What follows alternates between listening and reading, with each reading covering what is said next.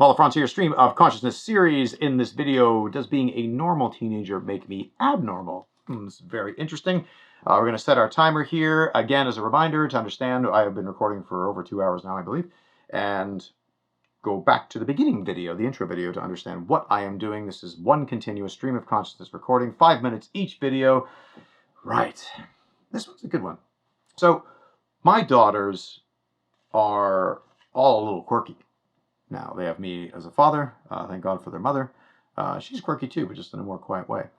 But I couldn't help but recognize the stories that my daughters would tell me about the friends of theirs at school. And I love the fact that I've cultivated this kind of this concept of my girls being able to tell me whatever the frick is going on in their lives. That's been a tougher way to parent, but they tell me. They talk to me. They communicate with me. And when my daughters are communicating with me and we understand, we're able to get so much further and in depth into what's actually going on in their lives. So one of my daughters, I'm not going to mention which one, but when she came to me and discussed the fact, she wasn't hiding it, and to discuss the fact that she had started cutting. Yeah. For any parent that has not heard of this thing, I'm hoping it's because it's not happening without your knowledge. Horrible thing. Your child is taking a blade and cutting, and the concept behind it, which I never would have known if I hadn't been talking to them, is going, I feel nothing. I'm so overwhelmed. My brain is shutting down. I don't feel anything, and this is allowing me to center all of the emotions I have on one particular thing. And they've been convinced that this is the best thing. Cutting their body. Imagine trying to hear that from your daughters and not just, well, I guess start weeping profusely or losing your shit, like one of the two, right? So, but I had a very, very interesting conversation with my daughter who was doing this. And not only did it lay this, or lay this foundation of something we, as parents, we already know. We're living in this comparison culture, this where everyone, we're not only as adults, we're fucking comparing ourselves to everyone else. I mean, we think our kids aren't going to be doing this too. That's the most comparison culture, which is the great sickness. Instead of looking and being, I love who I am, who I was created, I just feel I'm looking and going, I don't look like that person, and of course that person's just putting their best foot forward and going, this is me all day. Whole other topic.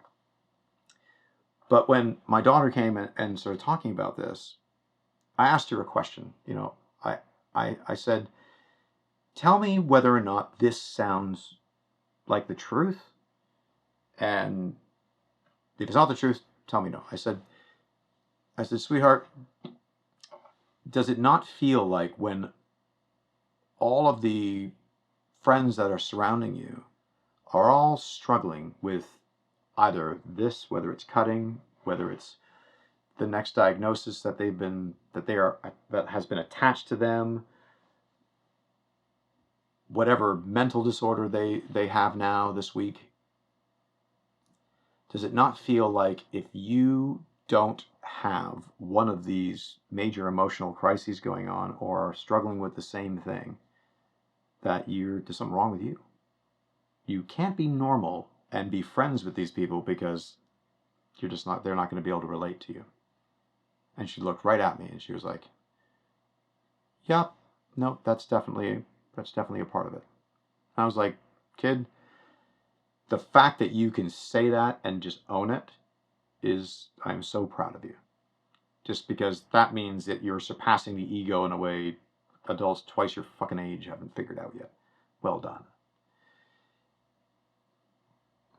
There's no manual for this.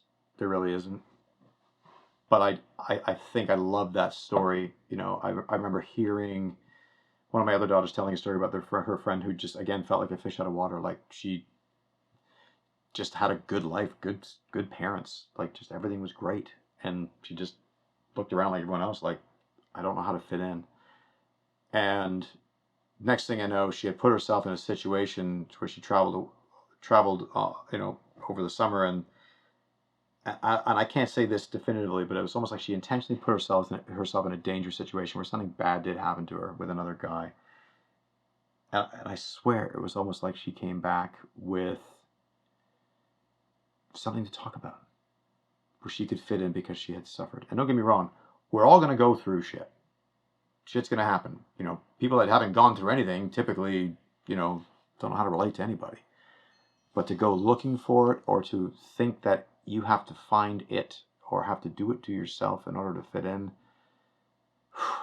I don't know what to say other than if there's the sickness of comparison in our culture, and then there's that, where we just move into greater levels of self-hatred and hating ourselves, which is like, I don't know, we just gotta listen to Whitney Houston more often, I guess.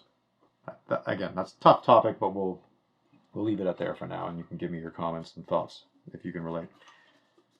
Let's see if the next one's a little bit brighter. All right. All right. In our next video, we're going to talk about I drank only water for 21 days. True story.